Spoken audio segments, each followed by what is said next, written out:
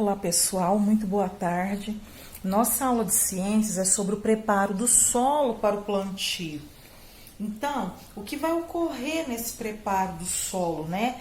Que etapas esse solo que não vai ter um cultivo de plantas tão adequado, com tanto rendimento, que etapas que ele tem que passar para ele ser preparado.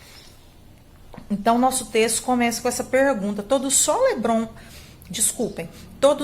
bom para cultivar plantas?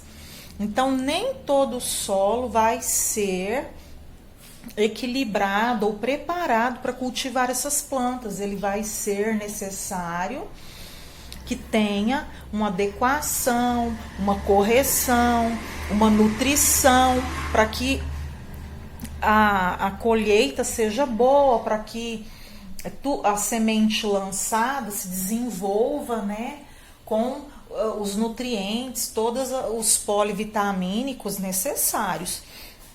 Então, olha só, as plantações são realizadas em solos férteis, ou seja, que contêm características adequadas para as plantas se desenvolverem.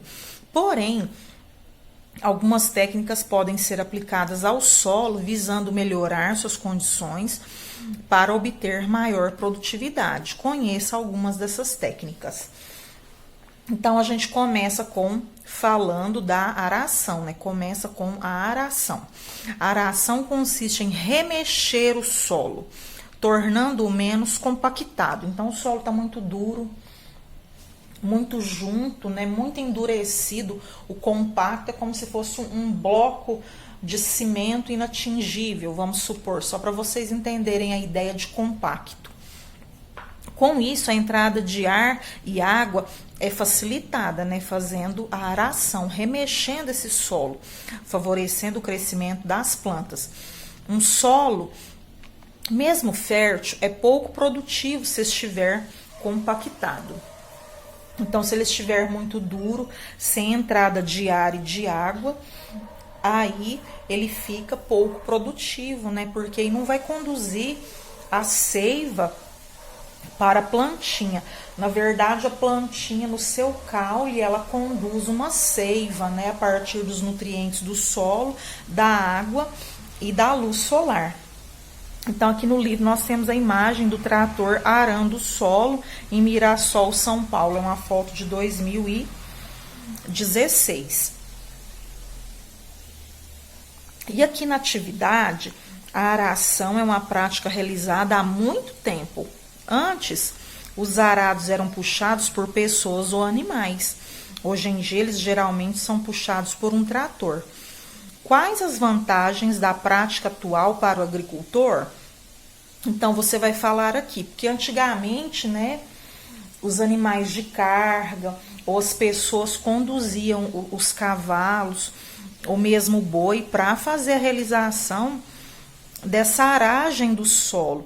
E hoje, tendo maquinário, quais as vantagens que se tem para o agricultor tendo maquinário? O que acontece? É mais rápido, é mais lento, ele ganha tempo? Como que é? Tá? Então, vocês vão falar aqui embaixo. Na página 60, a gente vai falar um pouquinho da adubação. Adubação.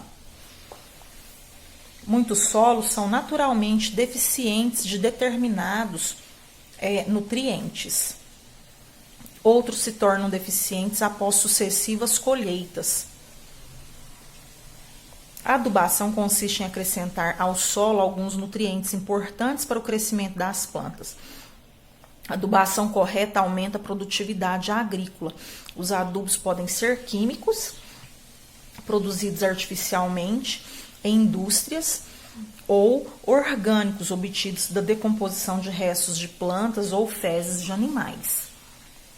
Então, aqui é o menininho colocando, né, o lixo orgânico produzido em nossas casas, que pode ser transformado em adubo orgânico, aqui na coleta seletiva de lixo, né?